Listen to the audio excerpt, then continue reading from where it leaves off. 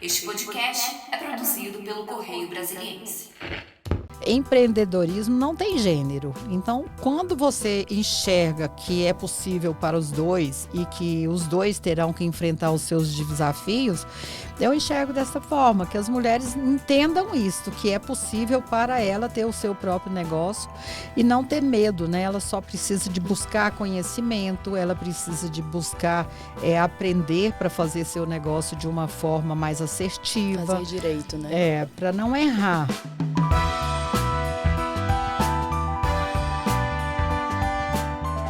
Oi, gente! Estamos aqui em mais um podcast do Correio Brasiliense, recebendo uma mulher de sucesso, cofundadora de um grupo que é referência em Brasília e no Brasil, também internacional, né? Que é o Grupo Sabin, de Medicina Diagnóstica, a doutora Janete Vaz. Prazer em recebê-la. Estou aqui com a Mila Ferreira, minha colega da redação do Correio Brasiliense. Enfim, a gente vai conversar um pouquinho sobre essa história de sucesso, uma mulher que é referência, como eu falei, e, enfim, tem uma história bonita. Doutora Janete, como é que foi como é que a senhora chegou a essa ideia de fundar esse grupo? Conta um pouco da sua história de vida. A senhora veio de Goiás, né? De qual cidade? Não é nem fundar um grupo, né? A gente vem com um sonho pequenininho, né? Com um desejo enorme de abrir o próprio negócio. Mas começamos já, se foram 39 anos, né? Começamos em 84, eu vim de Anápolis, eu formei em Goiânia, na Universidade Federal de Goiás. Eu fiz bioquímica e mudei para Brasília. E comecei fazendo estágio. Eu trouxe 3 cartas de recomendações e não consegui emprego em lugar nenhum, então eu comecei um estágio.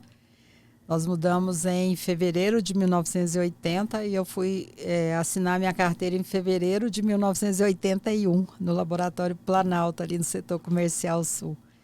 Mas aquele sonho, aquele desejo de abrir o negócio, ele continuava. Eu conheci a Sandra, que é minha sócia lá no Planalto, ela já trabalhava no Planalto. No mesmo ano de 84, eu passei na rede pública, ela já estava lá, ela já trabalhava, na época a gente chamava de Fundação Hospitalar do Distrito Federal, não era Secretaria de Saúde ainda não. E ali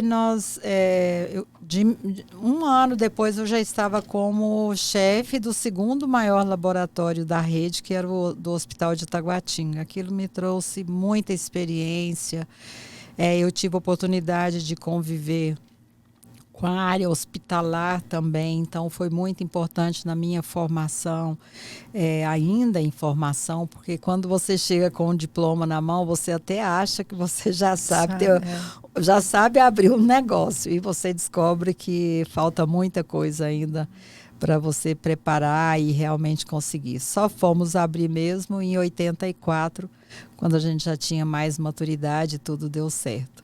Mas em 1984, quando isso começou, Brasília ainda estava no começo, Brasília, né? Era 24 dia de anos. Domingo não ficava ninguém aqui. E quem estava aqui, a maioria era servidor público, né? Gente que veio para a construção de Brasília e ficou, enfim, a minha família, por exemplo, é assim, meu pai é engenheiro e veio para o comércio de Brasília. Em 84 eu era criança, começando a adolescência, e eu me lembro que o Sabin foi crescendo, né, com a cidade também. Brasília, e montar um negócio naquela época não era fácil, numa cidade nova. Brasília foi muito generosa, né, em receber todo mundo, eu falo isso. Brasília é uma cidade que recebeu a todos. Nós temos aqui gente do Brasil inteiro e naquela época também já era.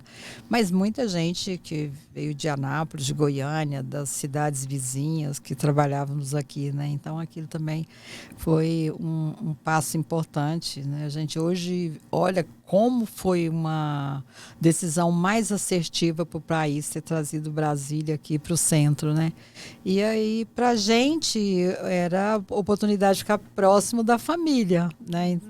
Era normal em Anápolis, as pessoas iam estudar em Uberlândia, Uberaba, universidade no interior de São Paulo, e depois não voltavam, casavam por ali e não voltavam mais para Anápolis. E eu formei em Goiânia, eu achei que Brasília estava muito próximo da família, então era uma opção também de estar mais próximo da família. Também devia se sentir em casa aqui, porque tem muito goiano em Brasília, né? Tem, os primos todos estudaram na UNB e ficavam por aqui também, né? Doutora Janete, a senhora mencionou que quando chegou aqui em Brasília teve dificuldade de encontrar emprego, né? E é a realidade de muitas mulheres hoje em dia no mercado de trabalho. É bem difícil, por isso que algumas, principalmente depois que se tornam mães, optam por esse caminho que a senhora seguiu, que é o caminho do empreendedorismo. Qual que é o conselho que a senhora daria para as mulheres que estão com dificuldade de se inserir no mercado de trabalho e querem ter a própria autonomia e buscam empreender, como a senhora fez com muito sucesso? Naquela época era emprego público. Todo mundo, quando chegava em Brasília, queria um emprego público, né? Era a cidade que a maioria dos empregos que a gente conseguia era estudar para passar na rede pública. Esse era o desejo de todo mundo. Agora, eu tinha o desejo de ter meu laboratório. O que eu sentia naquela época era um desejo era como se fosse pagar uma conta do meu pai. Meu pai foi literalmente minha inspiração. Eu já formei querendo ter um negócio, então vem muito da veia empreendedora da minha avó, e eu acho que isso foi muito influente para mim. Mas se você perguntar, naquela época não era normal também a mulher ser empreendedora. Então, para falar a verdade, eu venho de uma família onde as mulheres já eram mantenedoras dos lar. Tanto a minha avó quanto as minhas duas tias paternas, elas eram mantenedoras. E eu nasci nesse ambiente onde nunca eu percebi que para as mulheres existia uma diferença nisso aí, porque eu não via essa diferença no meu entorno. E quando nós começamos a trabalhar, o que a gente percebia é que existiam muitos homens nos negócios. Tanto é que quando nós entrávamos, você só conseguia entrar em um ministério por concurso, era concorrência pública. E nestas concorrências, nós éramos as únicas mulheres. Normalmente, acho que 80% dos laboratórios eram de homens. E foi uma experiência para a gente também, porque nós nunca tememos. Isso não era nenhum empecilho para nós. Nós olhávamos o nosso negócio, como é que nós fazíamos esse negócio, e a gente enfrentava os desafios. Então, o exemplo que a gente deixou e o conselho que a gente dá é exatamente esse, de você... Eu até citei uma matéria que eu fiz para a Fundação Dom Cabral, onde eu começo falando, empreendedorismo não tem gênero. Então, quando você enxerga que é possível para os dois e que os dois terão que enfrentar os seus desafios, eu enxergo dessa forma, que as mulheres entendam isso, que é possível para ela ter o seu próprio negócio e não ter medo, né? Ela só precisa de buscar conhecimento, ela precisa de buscar aprender para fazer seu negócio de uma forma mais assertiva. Fazer direito, né? Para não errar, porque o que impede a mulher é o medo, e o medo é do erro, né? Quando ela tem o primeiro erro, ela talvez até muda alguma coisa, mas se ela tiver um segundo erro, ela fecha o negócio dela. O homem não. O homem, ele não tem o medo que a mulher tem. E o que eu mais falo é sobre coragem, né? Ela precisa de ter realmente, literalmente, precisa de ter coragem de enfrentar todos os desafios, entendendo que todas as respostas que você precisa está depois do primeiro passo. Se você não der o primeiro passo, você não vai ver as respostas que você precisa. E também buscar mudanças possíveis, buscar estudar um pouco sobre aquilo ali, buscar pessoas para te ajudar, não ter vergonha de pedir ajuda, né? Eu falo que a humildade também é outro valor importante para quem quer empreender, porque quando você não tem medo de pedir ajuda, você vai descobrir que tem muitas pessoas dispostas a te ajudar. A senhora falou que seguiu muito o exemplo da sua família. O que o seu pai qual era a área dele? Empreendia em que setor? Você falou também da sua avó, das suas tias, fazenda? Meu pai era fazenda. Minhas tias não. Minha avó vendeu Avon até 80 anos, quando ela caiu, quebrou a perna e não mais locomoveu. Mas a minha avó, ela era a maior vendedora de Avon do estado de Goiás. Então, aquilo era fazer negócio. Eu via minha avó fazendo negócio, literalmente. Minhas tias também. Agora, meu pai foi fazenda a vida inteira. Papai, ele ficou órfão com 2 anos. Aos 16, ele pediu para um juiz dar autonomia para ele. E aos 18, ele casou com a minha mãe. Eu nasci no dia do aniversário dele, de 23 anos, eu já era a 3ª filha. Nossa! E ele foi muito empreendedor, ele era muito sábio. O papai, ele era muito um autodidata. Ele tinha 2º ano primário, mas ele entendia de matemática, de física. Ele ensinou todos os filhos física até passar no vestibular. E ele tinha muita sabedoria, ele tinha uma visão de engenheiro, então ele era muito inteligente. E como é que te mesmo. despertou esse interesse, essa paixão pela bioquímica? Foi na escola, estudando Não, essas eu disciplinas? gostava de ciência mesmo, né? Meus irmãos fizeram engenharia. Dos netos da minha avó, tem 13, entre os que agregaram depois, mas são 13 médicos, acho que são quase 10 engenheiros. Então, nós temos uma família toda, todos os netos da minha avó formaram. Né? Poucos, acho que muito poucos os que não chegaram ao diploma, mas passaram no vestibular, todos passaram. Mas eu vejo que é um pouco do DNA da família mesmo, de ter a veia empreendedora, de ter esta visão de negócio, né? Isso vem muito da família mesmo. E eu acho que, mas não, eu acredito muito que as pessoas também vai pela necessidade, né? Se você precisa, se você tem habilidade, por que não? Né? Se você tem vontade, por que não? Então você tem que fazer o que gosta. O que te move é paixão, né? Paixão é o que te leva.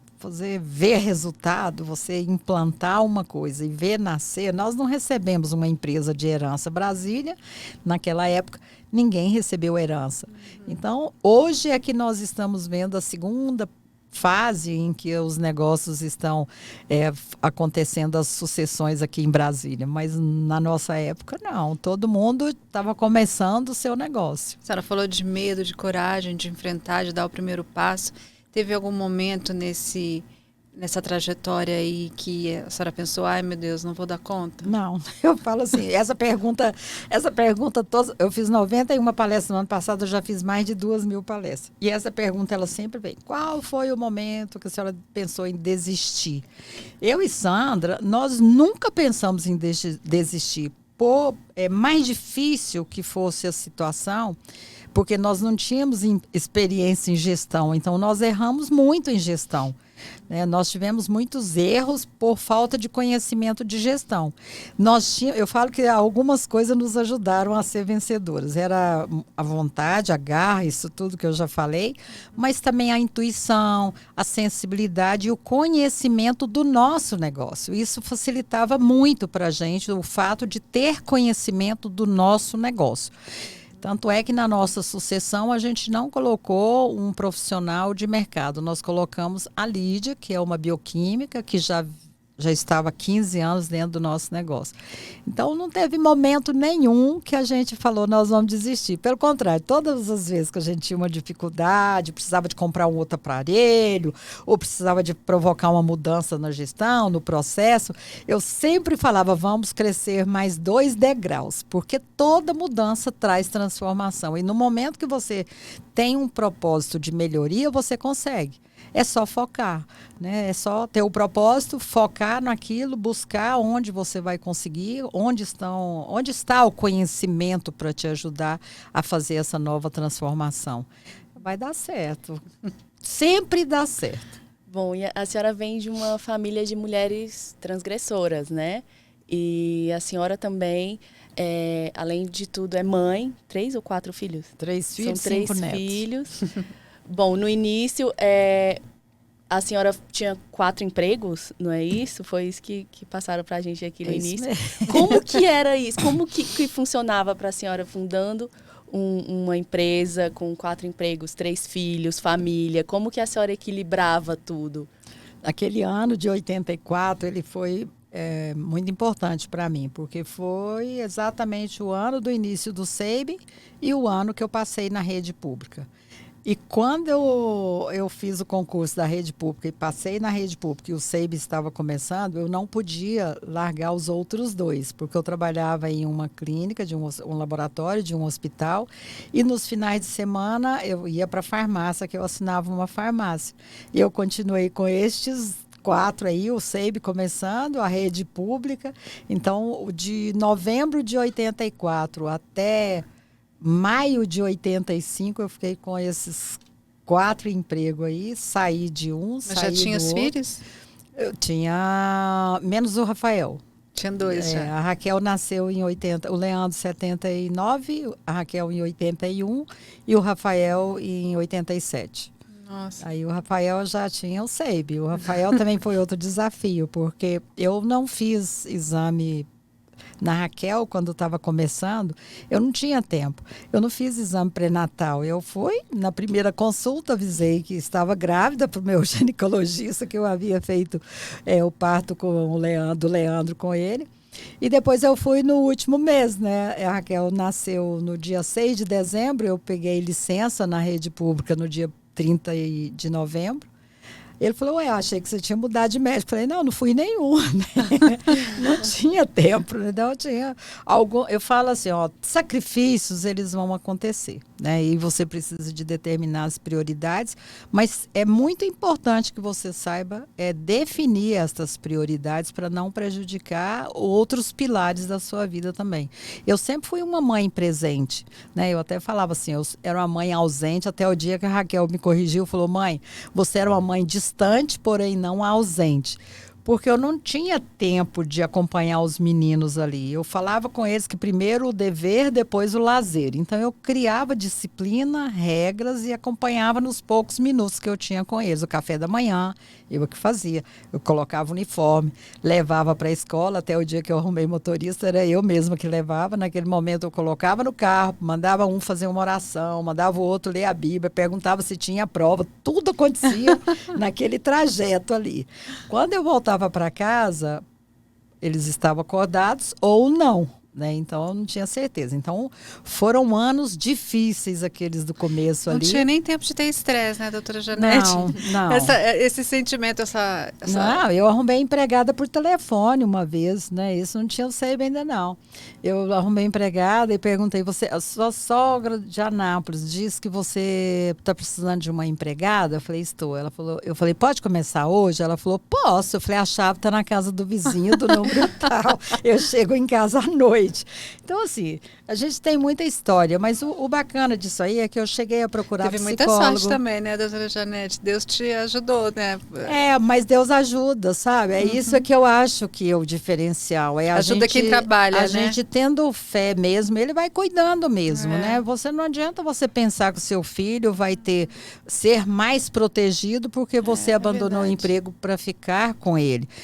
Não adianta você pensar que ele vai ser melhor educado porque você abriu mão da sua realização por causa deles. Eu cheguei a procurar um casal de psicólogo que trabalhava com família por este motivo. Eu achava que os meus filhos poderiam cobrar mais tarde essa minha ausência. E o que eles falaram ali foi exatamente o contrário, que o pouco tempo que eu dava para eles era muito mais significativo e que tinha muito mais impacto do que muitas mães que abandonavam o emprego pelos filhos ou mesmo não trabalhavam.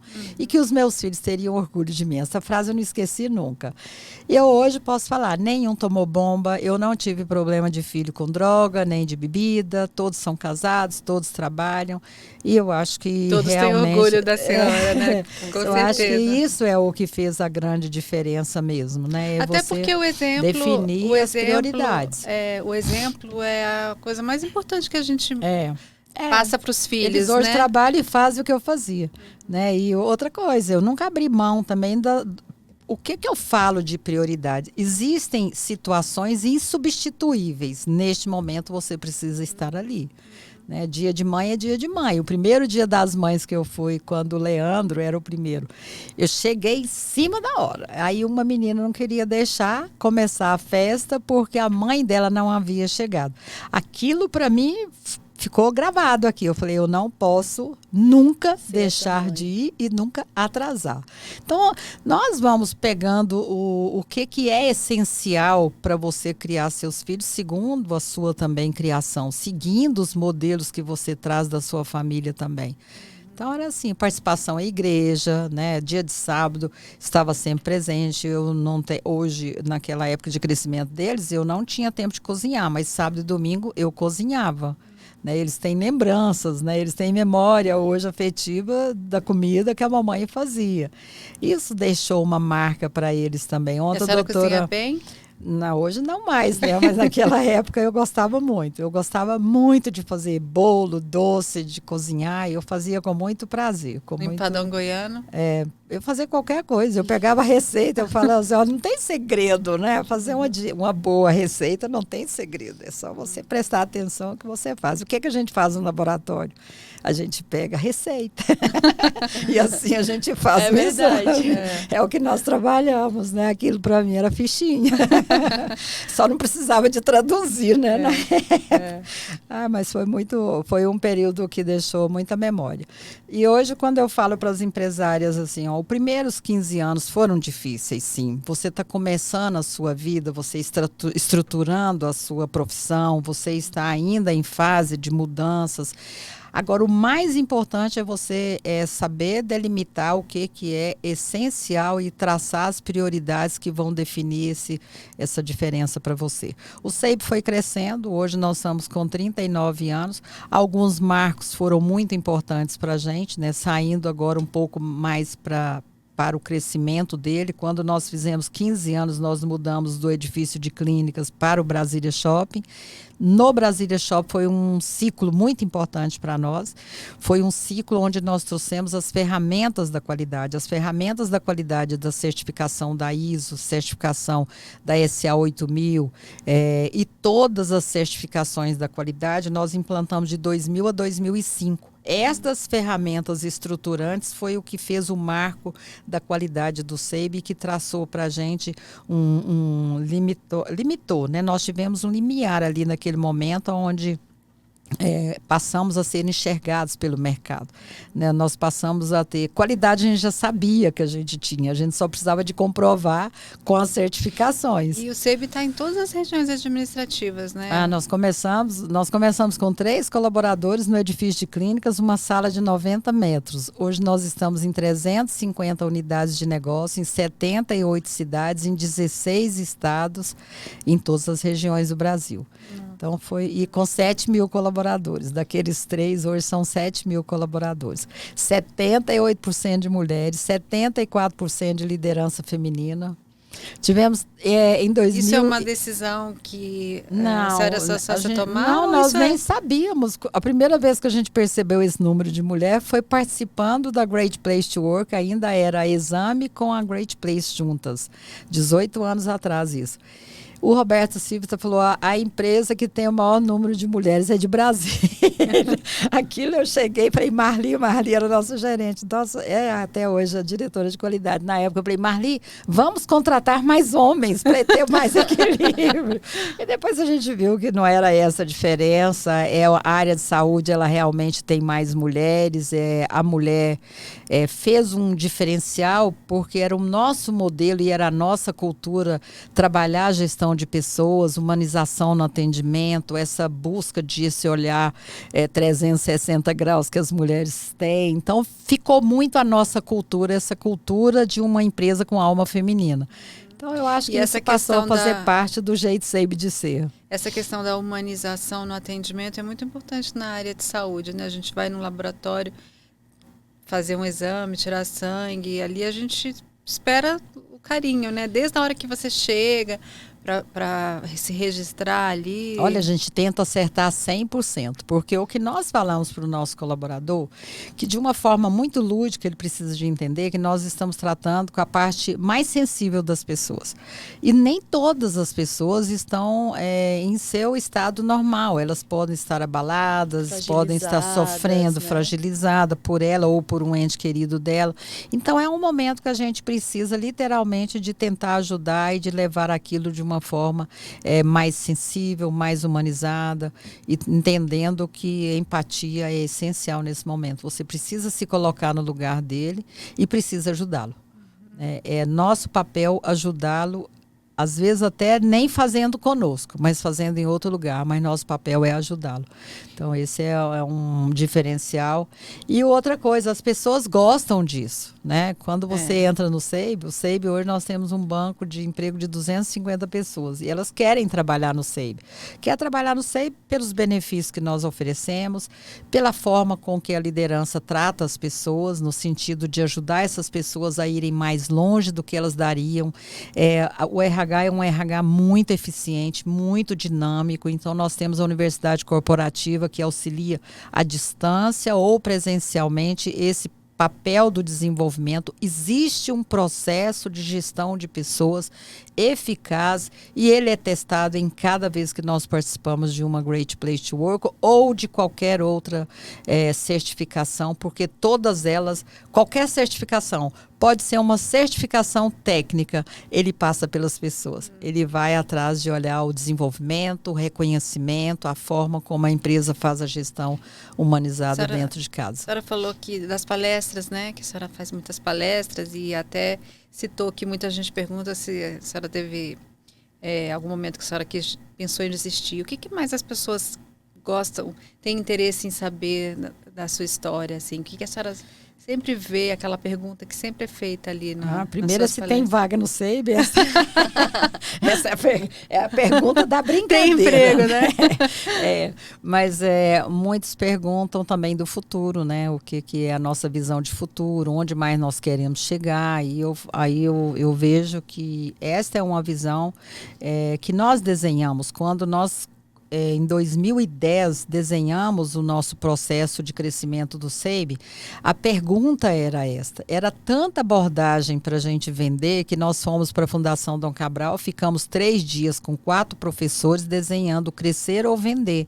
E ali nós desenhamos um projeto, preparamos pessoas antes, ficamos traçando, estruturando durante 2 anos, fazendo planejamento com 4 professores da Fundação Dom Cabral e decidimos que nós fizemos os objetivos estratégicos de 2010, 2020, depois 25, agora já tem até 2030, onde nós desenhamos onde queremos chegar, o que queremos fazer, com quantas unidades queremos estar, quais as certificações serão importantes. Nós desenhamos o nosso passo a passo. Então, eu acho que ter construído este processo, esse desenho com essa visão estratégica de futuro, ele foi extremamente importante para o nosso crescimento e é uma curiosidade das pessoas de querer saber como é que nós chegamos, né? Quando é que a senhora teve um clique de fazer isso, né? Não é um clique, Então, aquela história de deixa a vida me levar não funciona, não funciona, não. Tem que ter uma meta e precisa de gente, né? Você compra os equipamentos, você transforma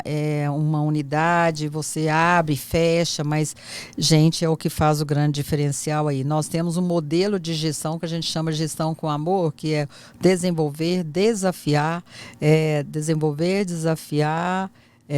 promover. Então a gente faz esse ciclo onde a gente reconhece as pessoas e no final a gente aplaude cada um que nos ajudou nesse processo aí. Agora, reconhecer, recompensar e comemorar. Então a gente comemora tudo lá, né? Eu falo que nós comemoramos até a gravidez, porque a gente fica sabendo antes do pai, né? No exame do laboratório. E comemoramos as vitórias pessoais. O SEIB, a gente leva muito essa motivação dentro de casa. Todo aniversário é comemorado. 100% das pessoas são reconhecidas no dia do seu aniversário, no dia da vida, né? A gente fala muito da vida. A parte emocional nós trabalhamos muito e sempre trabalhamos. Eu falo que o Covid, quando chegou, parecia que o SEIB estava preparado para receber o impacto que foi. Por quê? Porque nós já tínhamos processos desenhados para qualquer coisa dentro de casa, né? Então nós já sabíamos como fazer aqui um impacto grande. Só que tinha nunca um planejamento planejamento para uma pandemia? Não, nunca imaginamos que sairia, né? Eu me lembro de falar para a Lídia assim, Lídia, em 2013, quando nós fizemos a governança, fizemos a sucessão, a Lídia assumiu com um grupo de diretores, eu e a Sandra fomos para conselho, vice-presidente e presidente, renovando a cada 2 anos, porque nós somos sócios 50%. E eu me lembro de chegar para a Lídia e falar assim, Lídia, tudo que você precisar, nós estamos aqui para te aconselhar, porque não existe nada que vá acontecer que nunca tenha acontecido antes. Eu só e nunca imaginava que chegaria uma pandemia, onde literalmente ninguém sabe o que a saúde passou para dar conta de atender e de salvar vidas, né?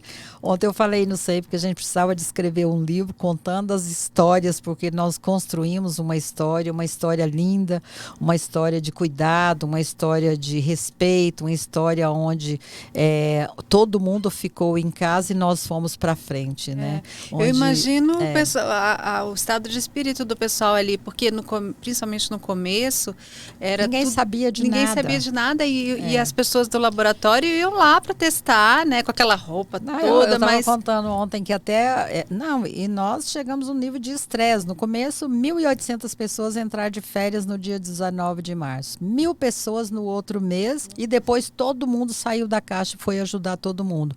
Ninguém tinha lugar certo, né? Ninguém sabia onde estaria trabalhando amanhã, porque aqui dentro também ficavam doentes, ou alguém adoecia e precisava de liberar todo mundo e outras equipes chegar ali. Então foi um clima de muita cooperação, de muito amor e de muito servir. Teve muitas mortes? Nós tivemos 7 mortes. Ontem eu ainda falei sobre isso, né? Que a gente precisava de escrever um livro porque nós perdemos 7 mortes de funcionário, mas mais de 100 mortes de parentes de funcionários, né? Então isso é uma coisa que eu acho que toda a empresa precisava de deixar registrado e nós temos muitas histórias para contar. Eu me lembro de um coletor falar assim, o coletor preocupado com a hora de sair o exame, porque ele havia prometido. A equipe que ia na casa das pessoas tem maravilhosas histórias, porque eles colaboraram muito, eles ajudaram muito, eles eram naquele momento a pessoa de confiança daquela família inteira, né? Então foram momentos gloriosos, né? Eu falo que a gente ter podido contribuir foi um momento muito importante para cada um de nós. Ninguém saiu igual ali dentro. Imagino. E a gente trabalha hoje mais do que nunca essa parte emocional de todos os colaboradores, né? A gente passou a entender que houve uma mudança, né? As pessoas estão diferentes e a gente participou muito ativamente de um momento muito delicado. E essa política de valorização dos funcionários, de capacitar, de valorizar, de comemorar a vida, comemorar a gravidez, como a senhora falou, isso acaba interferindo na motivação do seu grupo de colaboradores e isso acaba impactando também no sucesso da empresa, né? Os resultados, eles são felizes, né? Eu falo que pessoas felizes produzem mais e melhor. Né? E quando você reconhece, né? Quando você dá respeito e dignidade para eles, eu acho que ele reconhece isso, ele devolve isso como fidelidade e como capacitação e como amor pelo que eles fazem. As mensagens que nós temos de gratidão de cada um deles, elas são muito profundas. Ele vê que a empresa cuida dele. Esse é o sentimento que eles têm de cuidado mesmo. Isso não tem preço, né? Imagino que deve ser muito gratificante para a senhora como quando empresária. ele é efetivado, o RH recebe as notícias. Tem festa nas casas daqueles que foram efetivados, quando passa de 90 dias. É bacana isso, né? E a outra coisa muito interessante foi a dificuldade, que era o medo nosso de fazer esta expansão ali, quando nós fizemos em 2012 aquele desenho. 2012 nós entramos a cada 2 meses em um estado. Então começamos por Manaus, depois primeiro foi Uberaba, e depois foi Palmas, depois Belém, Manaus e Salvador. Estas foram as 5 primeiras de 2012. Completamos no ano passado 10 anos e a gente viu o quanto foi importante aquele momento, aquele aprendizado nosso ali de fazer expansão. E o nosso desafio era levar essa mesma cultura do SEIB para todas essas regiões de culturas tão diferentes. Se você olhar a Bahia e Manaus, é dois públicos diferentes que nós temos O Brasil dentro é de muito casa. diverso, né? Diverso e rico, Termos né? de Porque o que costumes. nós aprendemos com eles também é muita riqueza que nós trazemos de aprendizado com eles. Em Salvador, quando nós entramos, nós aplicamos para aquelas pessoas daquele laboratório que nós adquirimos 30 laboratórios no Brasil. Quando nós entramos ali, nós aplicamos a mesma teste da Great Place to Work, porque nós queremos saber em que patamar aquelas pessoas daquela região estão, para depois a gente saber como é que nós vamos efetivar o treinamento ali naquela região. E lançamos a mesma pesquisa da Great Place. E uma pessoa de Salvador me mandou uma mensagem 3 meses depois, me agradecendo, porque foi preciso uma empresa chegar na empresa dela, 14 anos depois que ela estava lá, para reconhecer os valores e os talentos e dar uma promoção para ela. Porque nós fazemos uma pergunta, quem é seu líder? Além do questionário da Great Place, nós acrescentamos quem é seu líder, na ausência do seu líder, a quem você se recorre. Com isso nós temos ali, e quem você indicaria para líder. Com isso nós temos um pacote de pessoas indicada por eles mesmos para nós fazermos desenvolvimento para a liderança. Isso facilita muito. A senhora, nas eleições passadas, participou de um grupo de empresários que discutiu o Brasil, né? Formas do empresariado contribuir para os avanços do nosso país. Como é que a senhora está vendo a situação hoje? Está otimista com essas mudanças que foram aprovadas no Congresso, arcabouço, reforma fiscal? Eu sou otimista sempre, né? Eu acho que esse é um diferencial que nós precisamos de ser otimista, né? O Brasil, ele é um povo otimista. Nós precisamos literalmente de entender que as mudanças vão provocar alterações, mas elas vão se adequar.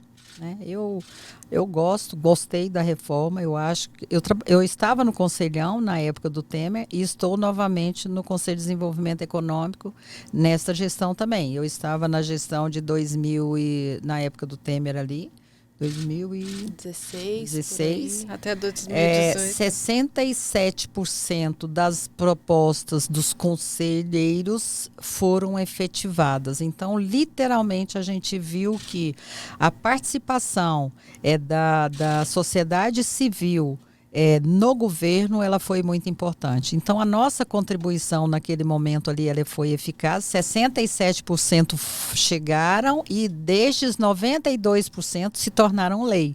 Então, foi literalmente um período muito produtivo. Agora já está em andamento. Eu fiquei no Comitê de Desenvolvimento Econômico.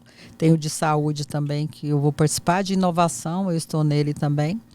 Eu acho que o Brasil, ele é um país que ele está acostumado a viver momentos diferenciados e ele está acostumado a caminhar independente né? Então, a gente tem um povo que é guerreiro. A senhora acha que a ciência venceu no nosso país, apesar de tantos a parte da questionamentos? a ciência ganhou muito. Ontem nós tivemos a Anísia em um evento conosco. Nós estamos juntas em um grupo chamado Ciência e Pesquisa, né? Um grupo que nasceu por causa da pandemia, por causa exatamente da dificuldade que havia para a ciência brasileira. E eu acredito que a ciência, pelo menos, ela conseguiu achar um caminho mais desejável. Só espero que esse presidente não retire a Anísia, porque foi o maior prêmio pressão, que a saúde teve, foi tê-la como nossa ministra. Ela literalmente vai resgatar uma coisa que, independente do Covid, independente da política que interferiu no Covid, a gente percebeu o quanto lá atrás as pessoas já estavam com dificuldade. Uma geração que foi vacinada começou a não vacinar seus filhos e isso acentuou muito com a negatividade da vacina durante esse período de Covid. E eu vejo com uma esperança muito grande que a doutora Anísia consiga resgatar isso no país novamente e a gente veja as pessoas vacinadas. Nós tínhamos doenças que já estavam, que não tinham mais, né? Paralisia infantil não tinha mais. E a gente está vendo novamente essas doenças chegando. Então, é um risco que a gente não pode correr. Doutora Janete, e além de empresária, a senhora também é ativista, né? Líder do Grupo Mulheres do Brasil. Fala um pouco pra gente como que funciona esse trabalho que a senhora faz no ativismo. É uma bandeira que eu adoro carregar, né? É igual eu falei ali no começo, eu nem sabia que as mulheres tinham problemas. E eu não tive, né? Nós não tivemos, nem eu e nem Sandra. A gente não teve nenhum problema. Nós tínhamos ali durante os processos de licitação, eles olhavam com um olhar muito mais acirrado sobre as nossas propostas, mas a gente não enxergava que aquilo era porque nós éramos mulheres. Nós enxergávamos que aquilo era porque nós éramos inovadoras, porque esse foi o grande diferencial do SEIB, que inovação nós tivemos desde o momento zero. Quando você coloca ali pão de queijo, quando você coloca equipamento, nós nunca fizemos exame manual. Há 39 anos nós já começamos o SEIB automatizado. Não existia isso, não existia computador. O SEIB, ele no terceiro ano de SEIB, a gente já tinha um computador dentro de casa. 9 anos depois que o segundo laboratório de Brasília colocou. Então, a inovação estava no nosso sangue mesmo e continua ali. Nós temos uma equipe de P&D dentro de casa, por isso que o Covid foi, o fazer o exame de Covid foi muito rápido ali. E a gente acabou sendo essas mulheres inovadoras, com esse olhar inovador, e isso acabou sendo exemplo para muitas coisas. Por causa deste espírito nosso, dessa inovação, deste olhar, nós fomos convidadas com a Luísa Helena, com 40 mulheres, e abrimos o Mulheres do Brasil. Nós fomos convidadas para falar de empreendedorismo feminino na presidência da República. Quando nós chegamos ali, nós vimos que nós deveríamos falar era de tudo. Tanto é que o primeiro comitê do Mulheres do Brasil que começou foi o de educação. O segundo comitê foi de educação 2, né? Foi educação 1, educação 2. E depois esse grupo de mulheres começou a influenciar no governo em várias fases. Nós começamos 40 mulheres, hoje somos 118 mil mulheres. Em vários comitês, com comitês transversais para ajudar nessa operação, mas nós temos com um propósito de não inventar a roda, né? Nós estamos presentes onde tiver um bom projeto, não falamos mal dos homens, né? Nós queremos ajudar as mulheres e somos suprapartidárias. Eu acho que por causa disso, hoje tem esse grupo de 118 mil mulheres, com todo o respeito para qualquer tipo de ideologia, né? Então, isso garantiu esse guarda-chuva de sustentabilidade e de crescimento, foi exatamente o que não abrimos mão aqui. E por que a senhora acha que esse fenômeno, parece até uma pandemia em relação ao crime contra a mulher, a violência? Parece até que houve uma influência da pandemia sobre essa violência do ser humano, né? Esse número altíssimo de feminicídios, aqui em Brasília a gente já registrou 20 casos esse mais ano, do que o ano passado mais do que inteiro. ano passado. O que a senhora acha que causa isso? Eu não sei te falar o que causa isso. Do seu igual né? Hoje eles estão investigando, o seu Ozempic está influenciando no suicídio das pessoas. Eu não acredito, porque quando você vai olhar o estereótipo das pessoas que suicidam, não é de quem toma. Então, eu não sei, isso vai precisar de muita pesquisa ainda para entender o que aconteceu com esta violência que está acontecendo. Nós temos um comitê, que é o de violência contra as mulheres, e eu ainda gosto de falar que se tivesse que escolher um único comitê, seria o de violência contra as mulheres, que é um absurdo. Neste século a gente ainda vê isso, e agora ainda mais acentuado. Mas eu não sei te dizer, mas eu sei que nós temos políticas, o Comitê de Política Pública, que é muito influente, e eu acredito que a gente só vai mudar este estado de violência quando a gente tiver política pública que literalmente influencia aí. Israel, por exemplo, um pai que assassinou uma mãe, ele perde a paternidade do filho. Então, precisa o Brasil criar políticas públicas que vai inibir esse processo de violência contra as mulheres. E voltando para Mulheres do Brasil a gente já trabalha isso, o protagonismo das mulheres, a proteção das mulheres, o foco que nós vamos dar nessas mulheres. Queremos um Brasil melhor, e um Brasil melhor só vai acontecer quando a gente tiver essa equidade aí, quando a gente tiver literalmente as mulheres ajudando nas decisões. Mas a gente sabe que a violência ocorre em todas as classes, independentemente infelizmente. Da condição financeira, mas quando a mulher tem uma independência, é muito a liberdade mais fácil financeira faz a mulher decidir sair ou ficar. Mas eu acho que enquanto ela não tiver liberdade financeira, o Comitê de Empreendedorismo, o foco é esse, gerar para as mulheres liberdade financeira, para ela ter o poder de decidir, eu vou embora, eu não preciso disso. Eu posso decidir a minha vida. Pode ter fica só a dependência emocional, que já é difícil, mas pelo menos a financeira ela consegue reconstruir. Autonomia, né? Porque muitas vezes tem ela mais, não tem ela como vai ter mais criança. apoio. Enquanto ela não tiver essa liberdade financeira, ela vai ficar fechada, né? No ambiente da violência. Ela vai continuar no ambiente da violência. E quando ela sai, ela tem possibilidade de ter até mais proteção em consequência disso também. A senhora pensa em concorrer a algum cargo? Não. Sempre te perguntam isso, né, doutora Janete? Não, continuo com a mesma resposta. Continua da mesma... Né? Não penso, não. Eu acho que as políticas que nós exercemos como sociedade civil, ela tem um impacto muito maior do que estar ali presente. Eu não tenho nenhum parente que é político, eu não tenho esse desejo do poder, né? Eu não acho que é isso aí que vai modificar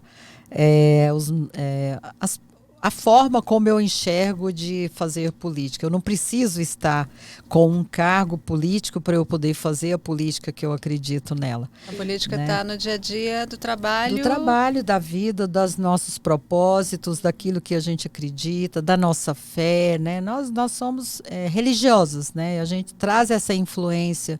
Nós somos cristãos, a gente traz essa influência para as nossas, Qual que é a sua nossa religião? vida.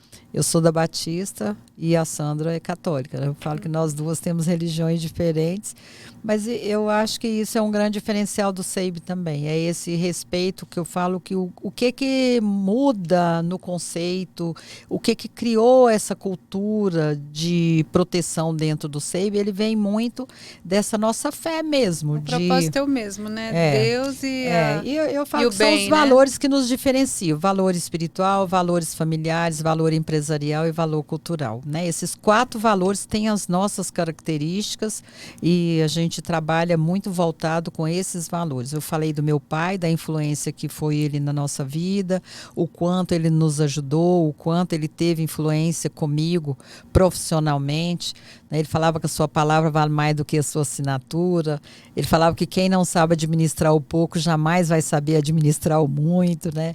Ele tinha suas frases que eram muito chavões para mim, mas que me ajudava muito, e ele nunca tirou o filho de perto para fazer negócio, então era tudo muito transparente. Ele recebia o fazendeiro mais rico da região, eu morei 10 anos em fazenda, ou o peão que trabalhava com ele recebia da mesma forma, ele tratava da mesma forma, ele dava os mesmos conselhos.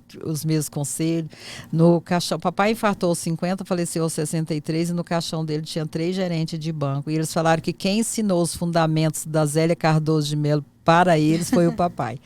Né? Então, esses valores familiares, esses valores espirituais de fé, de crença, de propósito, de simplicidade, de amor, de servir, isso é muito forte dentro da empresa. E isso a liderança precisa de absorver para saber as decisões que ela precisa de tomar no dia a dia dela. Só para a gente fechar, tem alguma coisa que a senhora não conquistou, gostaria ainda de conquistar? Essa aí é difícil. Não, eu enxergo assim, ó, na vida nossa, nós temos fases, né? E a gente tem aquela primeira fase ali, né? A fase do aprendizado mesmo. O Oscar Motomura, ele até tem uma frase que ele fala, nós temos um tempo para aprender, um tempo para ganhar e um tempo para devolver. né? E eu acredito que eu estou na fase do tempo do devolver, né? É o tempo de passar as experiências, é o tempo de contribuir mesmo, né? De abençoar mais pessoas, de ajudar mais pessoas. Eu vejo que estes são os nossos ciclos, né? E estes ciclos precisam de ser muito bem definidos na nossa vida. Eu hoje, quando eu olho para trás, eu tenho orgulho do que foi construído, né? O meu marido fala assim, nós dois te amamos, né? Ele brinca comigo assim, nós dois te amamos. Esse amor é o orgulho de olhar para trás e ver quantas pessoas que estão ali mandando mensagem para a gente todo dia, todo dia. Hoje as redes são cheias, né? Não tem um dia que eu não tenho um monte de gente pedindo emprego, né? Eu sofro com isso de ver como que está o Brasil, mas um monte de gente querendo voltar e um monte de gente precisando de ajuda. O desejo da gente era poder ajudar mais. E a gente dá um pouco, nós temos o Instituto SEIB, que a gente tem feito um trabalho muito bonito pelo Instituto SEIB.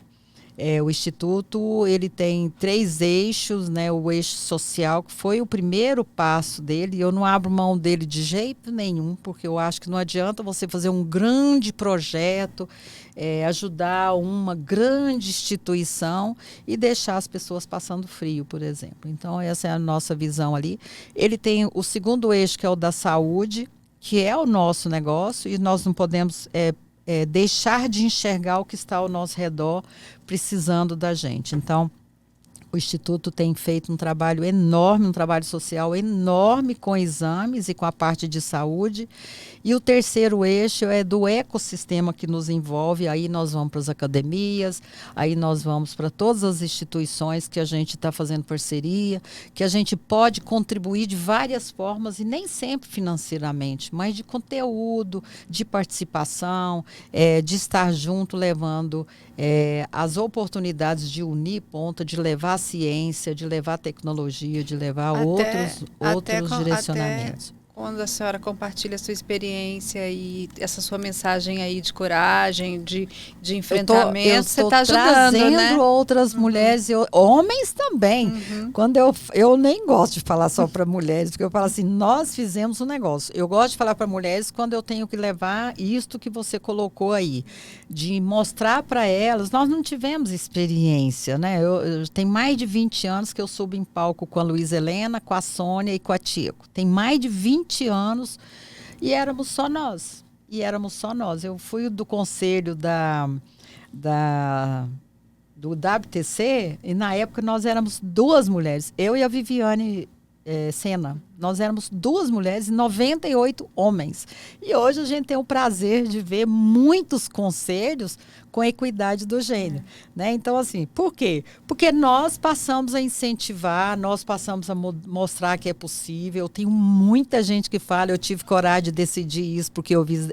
Quando eu falei agora, por exemplo, no Piauí, foi 2 momentos muito interessantes no Piauí. Eu fui convidada para falar para 500 mulheres, pequenas, médias e microempresárias. E foi um grande evento. Não tinha um lugar para sentar e nem para encostar na parede. E as perguntas muito inteligentes. Quando eu desço, elas querem tirar foto e naquele 1 minuto da foto, ela me fala, a senhora não sabe como a senhora me ajudou. Eu vou mudar isso na minha vida por causa desse momento da senhora. E às vezes foi uma coisa que eu falei que nem foi tão significante para mim, mas foi para elas. E à noite a gente falou para 50 maiores empresárias do Piauí. Eu fiquei encantada, impactada de ver procuradora, juíza, donas de hospital, donas de clínica, donas de negócio, 5 de agronegócio, uma chegou de avião. Nossa, eu voltei feliz demais de ver isso. Doutora Janete, agradeço muito a sua presença. A gente poderia conversar aqui horas e horas, porque a sua experiência de vida é extraordinária. Mas infelizmente nosso tempo acabou e que a senhora volte, viu? Já está convidada. Obrigada. Muito obrigada. Eu que agradeço, viu? Obrigada às duas.